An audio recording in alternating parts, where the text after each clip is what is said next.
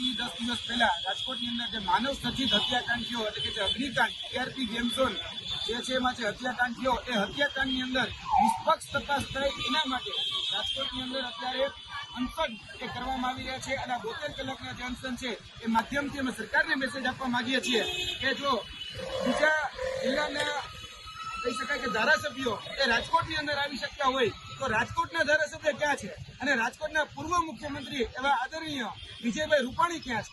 કેમ કે જ્યારે નિષ્પક્ષ તપાસની વાત આવે છે ત્યારે જે એસઆઈટીનું ગઠન કરવામાં આવ્યું છે એ એસઆઈટીમાં પણ ઘણા બધા સવાલો પેદા એ રાજકોટની જનતા જ કરી રહી છે અને કહેવાય છે કે આ રંગીલું રાજકોટ છે. આ રંગીલા રાજકોટનો રંગ ઉડી ગયો છે. જે લોકો મજા કરવા માટે ગેમ ઝોનમાં જતા એને મોત મળી છે ત્યારે ઘણા બધા પ્રશ્નો રાજકોટની જનતા જ ઉપસ્થિત કરી રહી છે કે જે એસઆઈટીનું ગઠન થયું છે એ એસઆઈટીમાં શા માટે નિષ્પક્ષ જે તપાસ અધિકારીઓ છે એને રાખવામાં નથી આવ્યા. એટલે પહેલી માંગણી એ આ અનશનના માધ્યમથી એ જ છે કે આની અંદર નિષ્પક્ષ અધિકારીઓની વરણી કરવામાં આવે અને નિષ્પક્ષ અધિકારીઓ જેને કરપ્શનને રૂપિયો પણ ન લીધો હોય, જે બેડાગ હોય, જે પ્રમાણિક હોય, જે ઈમાનદાર હોય એવા પ્રમાણિક લોકોને આ એસઆઈટીની અંદર આ મૂકવામાં આવે. બાકી અત્યારે જે એસઆઈટી છે એ એસઆઈટી નથી, એ ચીટ છે. જે લોકો મૃત્યુ પામ્યા છે એના પરિવારજનો સાથે, એના સ્નેહીજનો સાથે કરવામાં આવતા ચીટિંગ છે. એટલે આ ચીટ એ મહેરબાની કરીને આ જે કરવામાં આવી છે એ ચીટ બંધ કરી દેવામાં આવે અને આની પર નિષ્પક્ષ તપાસ થાય, આની ગંભીરતા સમજવામાં આવે. જે પણ લોકોની પાસે જવાબદાર છે એ કોઈ પણ મોટા હોદ્દેદાર હોય, એ કોઈ પણ મોટા અધિકારી પણ હોય કે પદાધિકારી પણ હોય, એની ઉપર નિષ્પક્ષ તપાસ થવી ખૂબ જરૂરી છે.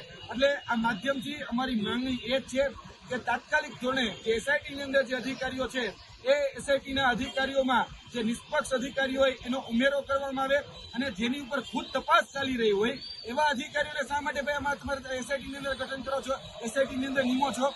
એટલે આવા જે કહી શકાય કે જે રીતે રાજકોટની પ્રજા જે કહી રહી છે કે આ લોકો નિષ્પક્ષ નથી, તો શા માટે નિષ્પક્ષ અધિકારીઓને મૂકવામાં નથી આવતા? અને જે ખુદ ચોરી કરતા હોય એને તમે ચોકીપણું સમજો, ચોકીપણું સોંપો તો શું થવાનું? જેમાં ચોકીદાર જ ચોર હોય એ તળિયા ઝાટક જ થવાના. અને જે આપણે ગુજરાત રખોપવાની જવાબદારી જેને સોંપીએ છીએ એની ઉપર તો ઘણા બધા સવાલો છે. એટલે મહેરબાની કરીને બિલાડીને દૂધના રખોપા કરવાની જવાબદારી સોંપવામાં ન આવે. જે પ્રમાણિક છે, જે ઈમાનદાર છે એની પાસે જ આ તપાસ કરવામાં આવે. અને અમારી માંગણી આ માધ્યમથી, અનશનના માધ્યમથી એ પણ છે કે જે પીડિત છે એ પીડિત પરિવારજનોને પણ આ એસઆઈટીની અંદર એ મૂકવામાં આવે અને પીડિત પરિવારજનો જે છે જેને અત્યારે કહેવામાં આવી રહ્યું કે 4 લાખ કે 5 લાખનું વળતર આપવામાં આવશે, તો અમે એ પણ માંગણી કરીએ છીએ કે 4-5 લાખનું નહીં, ઓછામાં ઓછું 1 કરોડ જેટલું વળતર એમને આપવામાં આવે.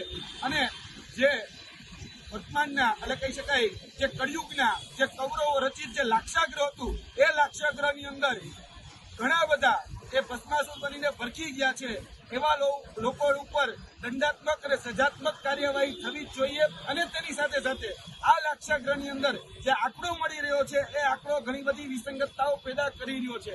આ 30 જેટલા જ લોકો આમાં મરી નથી ગયા કે આમાં મૃત્યુ નથી પામ્યા. જે રીતે અહીંના સ્થાનિકો દ્વારા જે બાબતો સામે આવી રહી છે કે લગભગ 45 કરતાં પણ વધારે એ જે લોકો હતા કે જે આની અંદર એ મૃત્યુ પામ્યા હોઈ શકે છે એવી બાબતો સામે આવી રહી છે. તો શા માટે ભાઈ આંકડા છુપાવવામાં આવી રહ્યા છે? કોને બચાવવામાં આવી રહ્યા છે? શા માટે ભાઈ તમે જે તે સમયના તત્કાલીન જે રાજકોટ મ્યુનિસિપલ કોર્પોરેશનના જે કમિશનર હોય એને તમે આ એફઆઈઆરમાં નામ નથી નોંધતા? જે પદાધિકારીઓ જે એના માટે જવાબદાર હોય એ પદાધિકારીઓના નામ આમાં લખવામાં નથી આવતા. અને હમણાં કંઈક તપાસમાં કોઈ કોર્પોરેટરનું પણ નામ આવ્યું છે તો એફઆઈઆરની અંદર શા માટે કોર્પોરેટરનું નામ એડ કરવામાં નથી આવતું? શા માટે એની સામે તપાસ કરવામાં નથી આવતી? એટલે આ પ્રકારના ગંભીર સવાલો એ પેદા થઈ રહ્યા છે. ત્યારે અમે આ પત્રિકાના માધ્યમથી આ પત્રિકા રાજકોટના તમામ ગ્રામજનો, તાલુકામાં અને જિલ્લા આખામાં અમે આ પત્રિકા મોકલવાના છીએ. અને આ પત્રિકાના માધ્યમથી અમે જે લોકો પીડિત છે ખાસ કરીને એ પીડિતનો પણ સંપર્ક કરીશું અને પીડિતની સાથે જે સ્નેહીજનો છે ખરેખર આમાં ન્યાય માટે જે ઝંખના રાખી રહ્યા છે એને પણ સાથે લઈ અને આગળના દિવસોમાં અમે ચાલવાના છીએ. અમારી જે માંગણી છે એ ખૂબ વ્યાજબી છે કે મૃત્યુઆંક જે છે જે સાચો મૂકવામાં આવે અને આમાં જે પણ લોકો પીડિત છે એને યોગ્ય વળતર આપવામાં આવે. એને એસઆઈટીની અંદર ગઠન જે થયું છે એની અંદર એનો સમાવેશ કરવામાં આવે અને એસઆઈટીના જે અધિકારીઓ છે જેની ઉપર ઘણા બધા લાંછનો લાગી રહ્યા છે, જે બેદાગ નથી, એવા લોકોને આ એસઆઈટી માંથી દૂર કરવામાં આવે. ખાસ કરીને આપણે બધા જ જાણીએ છીએ, થોડા સમય પહેલા બરોડાની અંદર હણીકાંડ થયો, રાજકોટની અંદર લઠ્ઠાકાંડ થયો, નવસારીની અંદર જે કહી શકાય બળાત્કાર થયો ચાલુ ટ્રેનમાં, પછી મોરબીની અંદર બ્રિજ દુર્ઘટના થઈ. ત્યારે પણ એક ચોક્કસ જે સરકારના સૌથી નજીક રહેલા જે અધિકારીઓ હોય એને જે તપાસ સોંપવામાં શા માટે આવે છે, એ રાજકોટ વાસીઓનો પહેલો પ્રશ્ન છે. એટલે આ પહેલો પ્રશ્ન ઉપર તો તાત્કાલિક એની ઉપર ધ્યાન આપવું જ જોઈએ અને સરકારે પણ એની સ્પષ્ટતા કરવી જોઈએ. દરેક વખતે સરકાર આવીને એમ કેમ જતી રહે છે કે અમે કોઈ ચમરબંધીને છોડીશું ને અમે નિષ્પક્ષ તપાસ કરીશું. તે ચમરબંધી છે ક્યાં?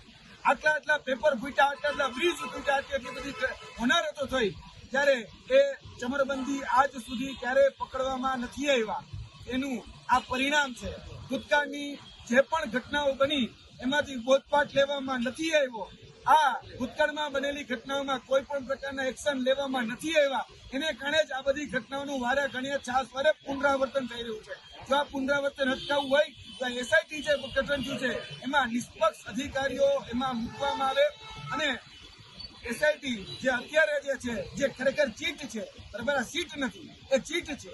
અને જે વાલ સોયા જેને ગુમાવ્યા છે એની સાથે જે ચીટિંગ કરી રહ્યા છે એમાં ન્યાય પામવા માટે અત્યારે રાજકોટની અંદર અમે અનશન ઉપર બેઠા છીએ. આ 72 કલાકના અનશન છે અને 72 કલાકના અનશન પછી અમારા બીજા પણ અલગ અલગ રચનાત્મક કાર્યક્રમો છે એ આગળ થવાના છે અને તેમાં પણ આ રાજકોટ વાસીઓ જે છે એ પણ જોડાશે અને તેની સાથે સાથે બીજા જે અન્ય લોકો છે એ પણ જોડાશે.